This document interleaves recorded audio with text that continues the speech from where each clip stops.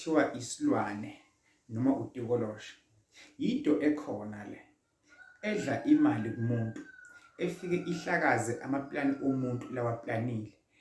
Lento le iyahlala emzini womuntu.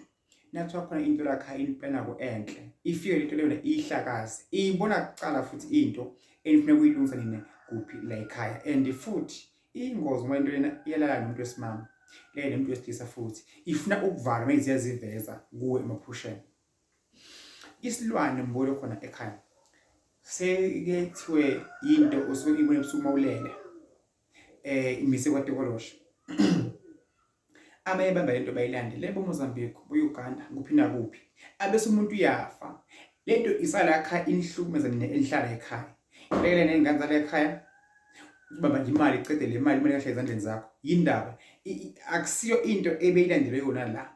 Kodwa elandelwe ukuthi ngiyo efuna ibe in charge, yiyo emele ikwazi ukuba ilethe imali ekhaya, yiyo ekumele irule ibe nonkosikazi, ibe nabafazi, iyenze lokho nalokho. So the more wena sowenza izinto uzenzela wena ngokwakho, lento le ifike idestroy, ifike ibulale lamaplani akho usunewaplan.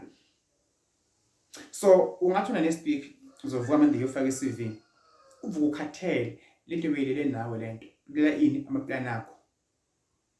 Ufuna kwakha indlu ekhaya kuvele kushona umuntu.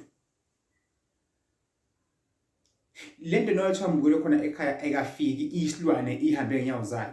Mhlawumbe khona into owanikwa yona kuthiwa itshale ekhaya ibaleni igubhele khona. Iyavuka apha ebusuku ibe isilwane mfethu. Izomosha ini lo muzi wasekhaya. So isilwane siyingozi, lona sikho right and seyidla inhlanhla kumuntu. Kuwesimami sidla ini isibeletho. Agcina angabi nanzalo umuntu egcina intangazali. So no umuntu ufuna uhlale uzibheke uzifune uthandaze ukhoyele uNkulunkulu ukhoyele futhi edlozeni lakho and ungasuke esiphiweni sakho mbule khona ekhaya. Isilwane asikho right, siyayimosha imizi yabantu.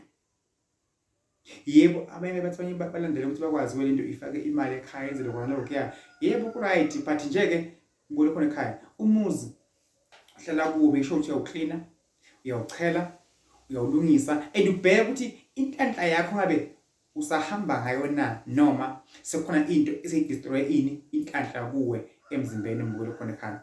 Inkosi ibusise, inkosi nawo uDlamini lo umthandazi oseMpumalanga. Modinga iwasho siyakuphosela. Udinga ihlola online ungangithola ku video call ka WhatsApp. Inkosi ibe nawe. God bless you mbukelo ekhaya. Ngiyathokoza.